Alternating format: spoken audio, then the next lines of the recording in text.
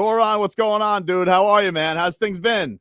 I'm good. What about you guys? Long time no see. Long Yeah, time no see, dude. No, listen, I saw you at the game on a couple nights ago, Game 6, Crazy and game, man. crazy game, man. That was a wild one. Did you like when you go to that, Goran? Do you think Miami can bounce back from that, or did you think like, oh no, this is gut punch, and that's a tough one to come back from? You know what? I was a little bit skeptical, because when you lose game like that and you have to go and play game 7 away, it's like, okay, I don't know if they can bounce back. But then when I saw a post-game interview by Spo, I was like, okay, they're ready. They want that. They want that game right away. So, and I knew that, Jimmy gonna show up, Bam, everybody else. So was amazing game 7. He's a supposed maniac, Gogi. Like he's been sounding like, drop us off in parachutes. He like was crazed after that game. Like, can you give us an example? Your time with him, like what is an example of what a competitive maniac Erik Spoelstra is? I mean, Spo is amazing. First of all, he never used no excuses. Doesn't matter who is out, who is hurt. If he gonna have 5 guys, he's like, hey, we got enough. We're gonna go there. We're gonna make a plan. We're gonna play hard, and on the end of the day, we're gonna live with the results. And that's what I love about Spo. He always prepare you well. He's I think so. He's the best coach in the league right now, and he's shown that. And he just believes, and I think so. That he gives that confidence to all the players that they believe too, and that's why they're in the finals. Go on, your guy Jimmy Butler. He's been amazing this postseason. Seeing what he did in that series in Milwaukee, Yeah, what was going through your mind seeing that, dude? Like he was I mean, he was on the next level. I think so. He's tricking people. You know how? Because the regular season he doesn't shoot threes, and then when the playoffs comes, he starts shooting threes, and he's making all the threes. So, but no, I mean Jimmy is a hell of a player, superstar in this league. I mean he's shown that every time when the playoff starts, he just elevates his game and he's on another level, and he got that confidence, and everybody is following him, and it's been a unbelievable to watch him and to play alongside him. And I wish him all the best in the finals. Talking to Goran Dragic, who's joining us here on the show. This finals matchup, Goran, what do you think of Denver's I mean that Jokic is so damn good, dude. Giants. He's so damn good. Like what like when you see him, you play against him, what the hell makes him so special? I mean everything. Just his size, how he's controlling the game, he's bringing the ball up, and it's really tough to stop him because he can score, he can shoot the ball from outside, and one of the best thing that he has, he sees the floor. You cannot just come and double team him because he's always is making the right pass, and that's why he gives confidence to his teammates. And last night, if you look, 5 different players scored double digits, and it's really tough to stop because if you go double team him, then everybody else is going to be open for a shot. So you have to pick and choose, what you're going to do. So, Well, the problem is nobody's tall enough to cover up his line of sight. I Um, mean, yeah, I agree. But at the same time, if you look the LA Lakers series, AD is tall enough, but he could. So, it's like, yeah, yeah, I think that you have to be okay that Jokic is gonna score his, because right. he's a dominant guy.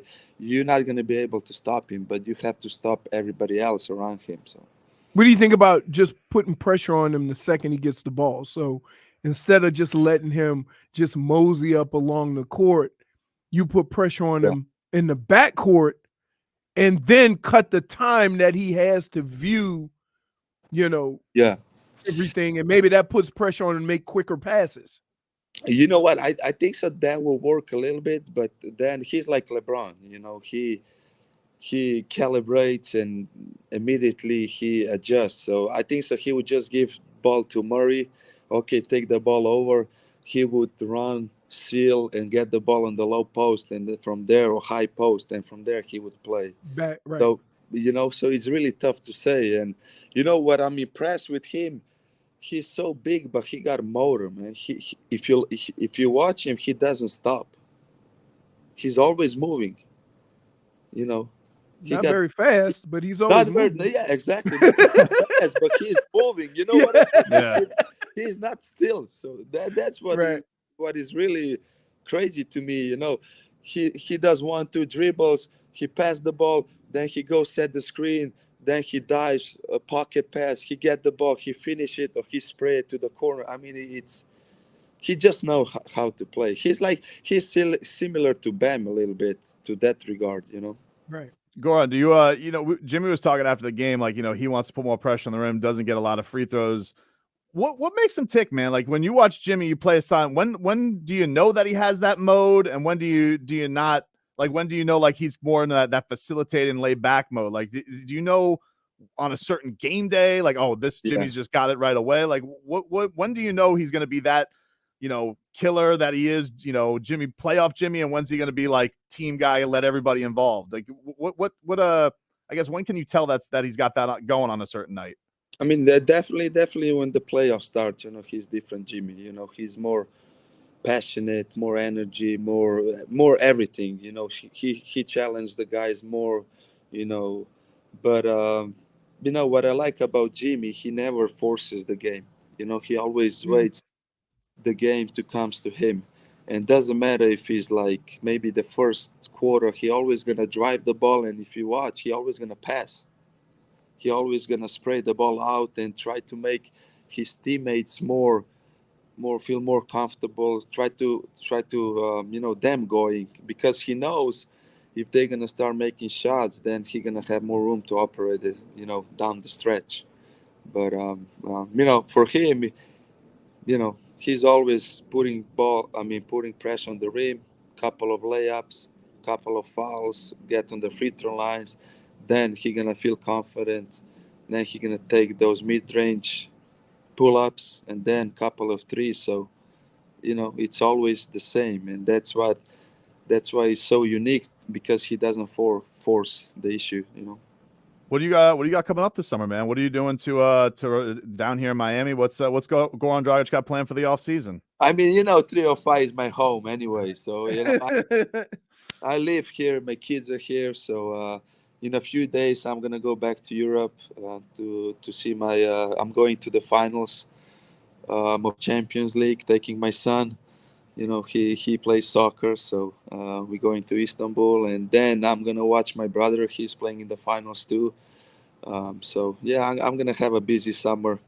I'm still deciding if I'm gonna go and play in the World Cup, so we'll see. Oh, you might come back to international ball? You thinking about making a comeback? Yeah, maybe. Last year our exit was not the best.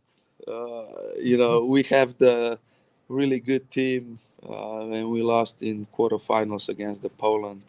That's like the legend coming back, dude. You're the MVP of that team that shocked everybody. Like, yeah, but that would be huge news. Now it's a little bit different. Luka is the best for sure. So if I'm gonna come back, I'm just gonna follow Luka, and just to be a support, of course, not to play heavy minutes. Be there for the young players and be a good vet. And how many do you have a sense of what you want next year for NBA? Like, what would be the ideal scenario for you? You know what? I still want to play another 1 or 2 years. So I know whatever. I'm here for the a vet who knows the game, and just to be a good present to the young players, just to help and be the voice. So whatever comes, I'm not stressing.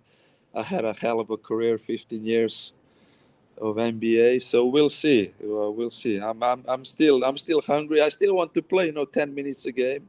I still can give you a quick 10 points, 3 or 4 You already got your stat line ready. Hey, that's negotiating. You say, well, what can you give us, Gogi? You just give me a stat line. 10, 15 minutes. Hey, Leroy, no back-to-backs though. Woo! You already. Those back-to-backs, man. Whoa. No more of that. It hits you different this time than before, man.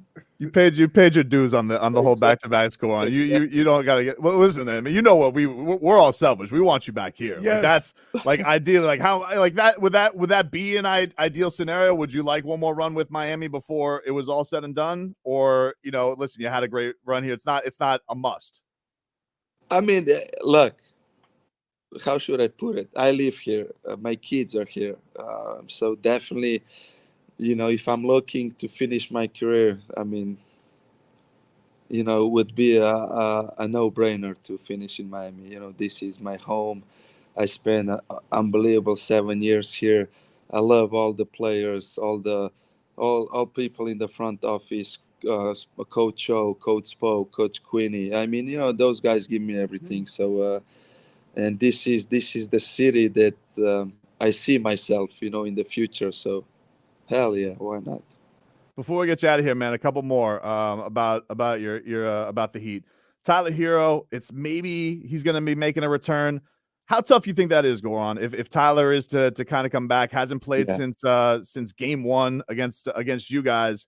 Like how tough do you think it is to get involved, Tyler, or do you think he could really provide something for this series? I think you need all hands on deck right now.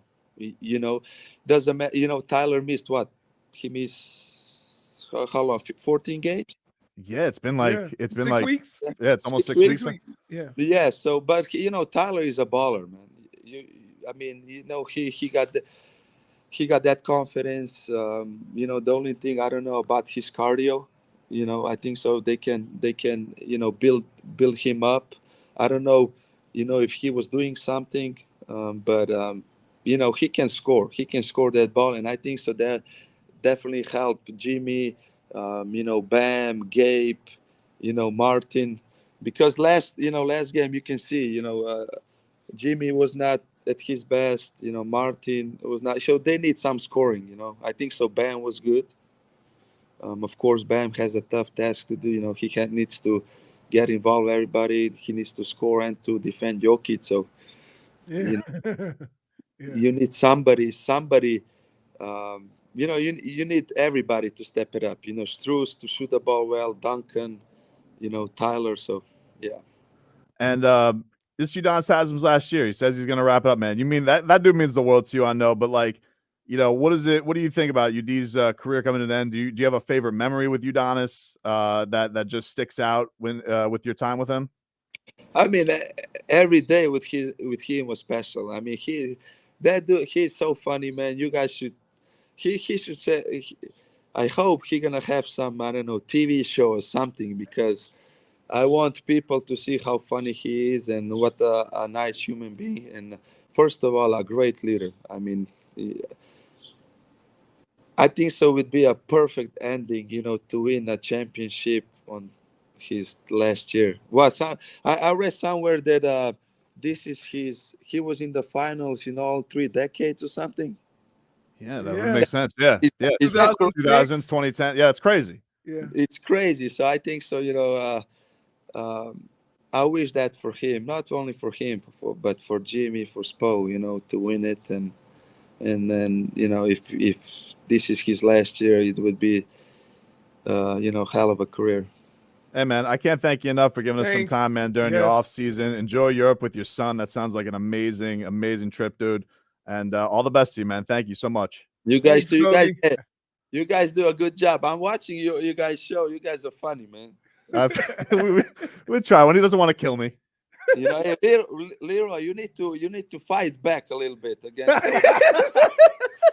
Don't let him bully you, man. Yeah, that's what he does. He's a bully. I'm not a bully, dude.